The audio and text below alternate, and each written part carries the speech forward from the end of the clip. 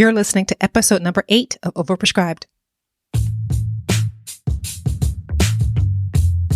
Welcome to Overprescribed, the show that raises America's awareness on pharmaceutical medications in this country, all in an effort to help you, the everyday consumer, to live the safest, healthiest, and most informed medication experience possible.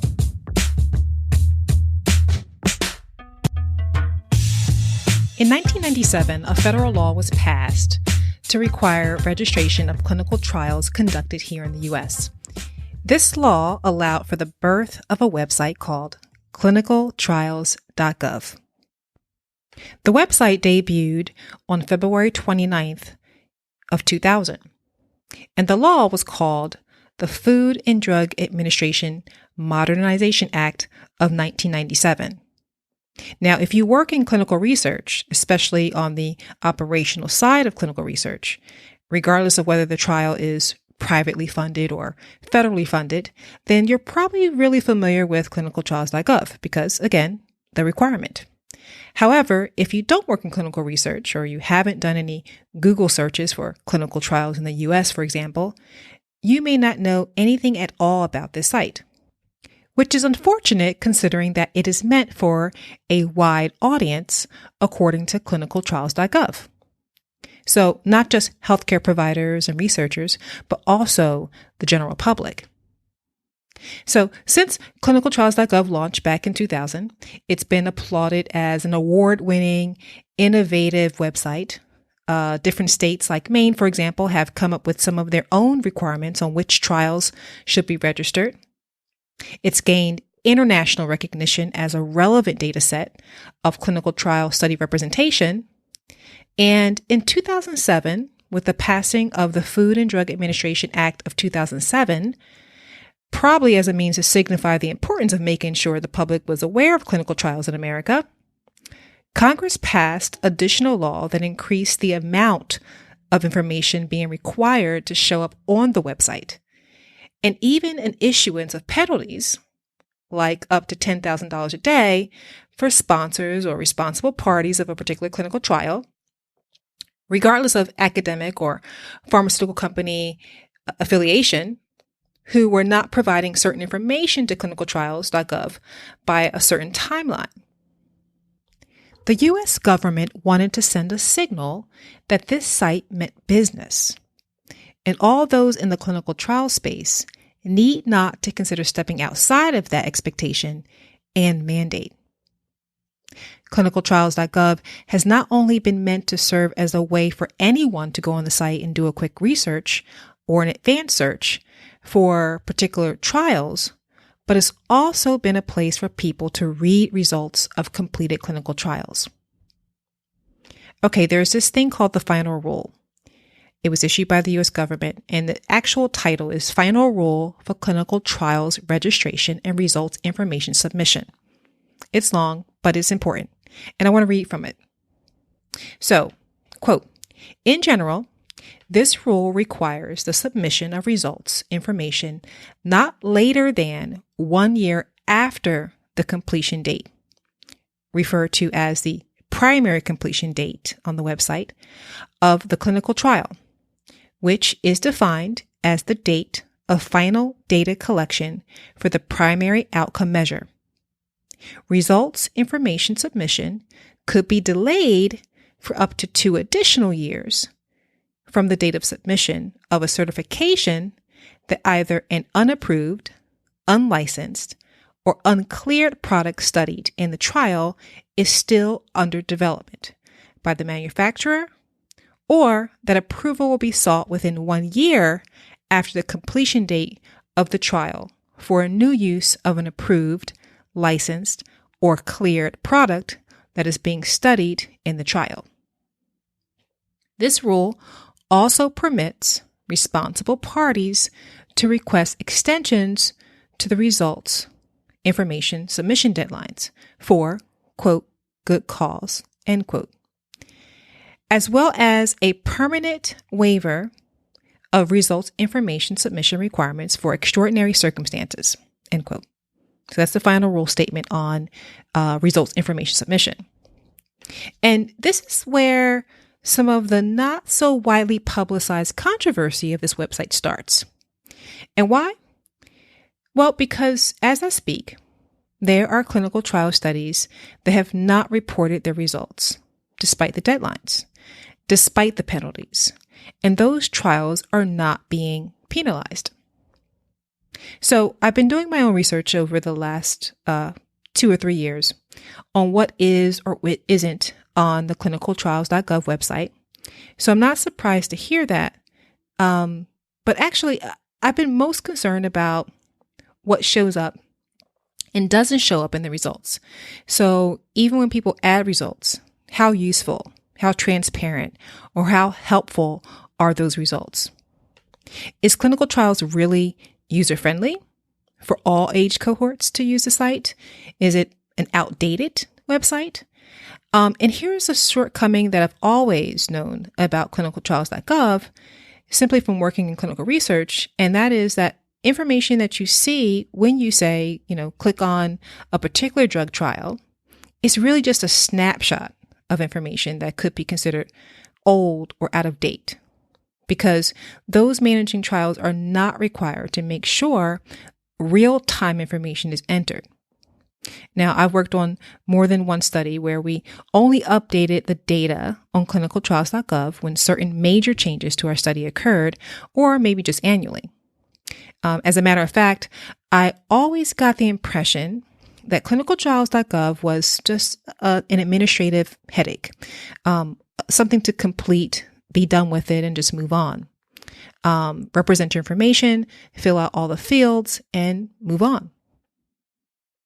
Meanwhile, I've always wondered how many people really know about ClinicalTrials.gov and use it. Not just people who work in research, but everyday people or consumers of healthcare. But anyway, back to the missing results. So there's this website called FDAAA Trials Tracker. It has 3 A's. The website address is actually fdaaa.trialstracker.net. Now, I came across this site while doing research on social media one day, and I found it actually pretty fascinating because it provided, if you will, a checks and balances view of who's complying with providing the results to ClinicalTrials.gov and who's not, as well as the potential fines attached to that said non-compliance. And at least as of the time of recording this episode, right on their website, which is very colorful, appealing, very user-friendly, by the way, I have to say, a very different feel than the ClinicalTrials.gov website. They have this running tracker of exactly how many trials have been reported. It's the raw number, and then they tell you the percentage value, as well as the total number of fines that have been imposed by the U.S. government, and then how much of those fines have actually been claimed by the U.S. government. Now, on their site, I noticed earlier today, 449 out of 739 trials reported, or 61%, and a total of a little under $172 million in fines, with 0 of those fines being collected so far. Now, I don't work for this site, and I'm not checking their data for accuracy, but if this is true, then that's a boatload of money that should be collected. And if it's not being collected, it raises the big question as to why. And an even better question, when will those fines be collected? When looking at the number of trials reported on the site, I thought to myself, wow, that's way smaller than I expected. Especially since I was just on the ClinicalTrials.gov website a few days ago, looking at completed trial data. And luckily, the FDAAA Trials Tracker team states on their website that it's small because only a small subset or a small subgroup of studies apply due to the narrow definition of who should comply within that 2007 law.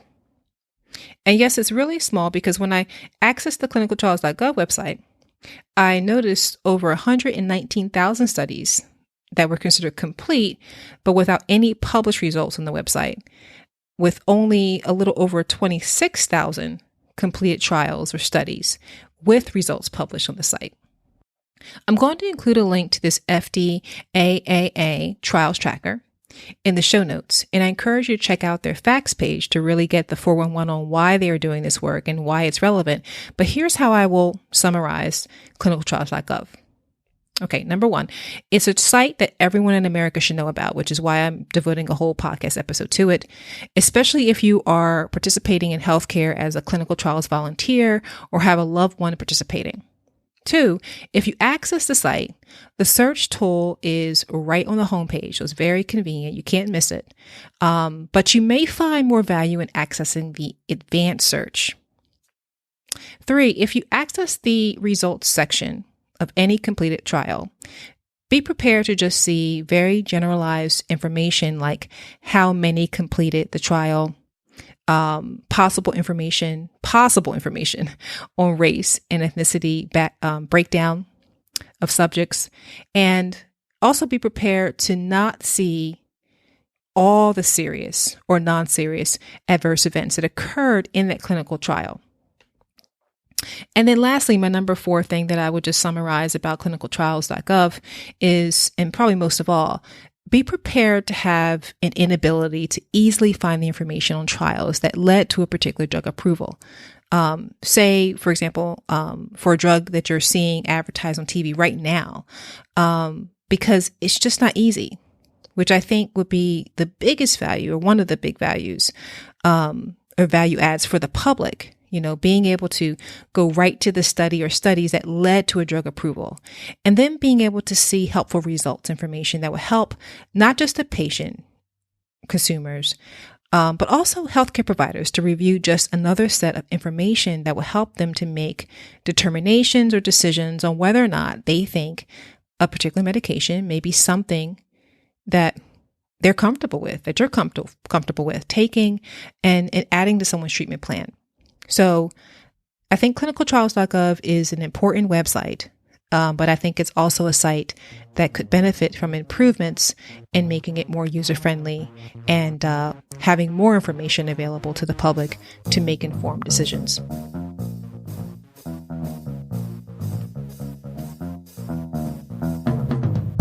You're now listening to our In the News show segment, and for today's segment, I just have 2 quick news articles to share with you. First, a recent group of researchers from the Puget Sound Institute found shellfish, specifically mussels, testing positive for trace elements of opioids in Washington's Puget Sound water. They also found evidence of antibiotics, heart medications, chemotherapy, drugs, and antidepressants.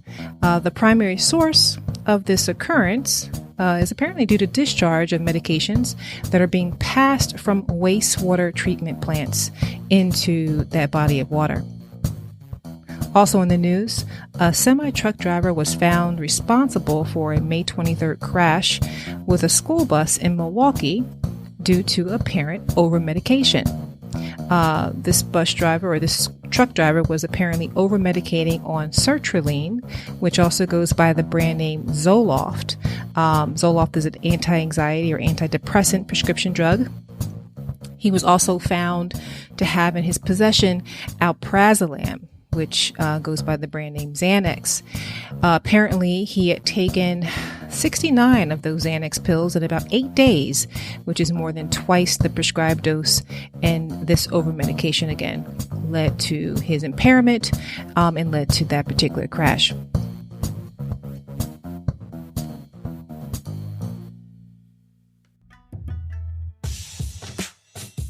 Tune in next Friday with a brand new episode featuring a special guest and board-certified holistic health practitioner, Judy Meyer. She's leading the way with an alternative mental health approach, and I would love for you to catch that show and hear what she has to say. As always, thanks for listening to today's show.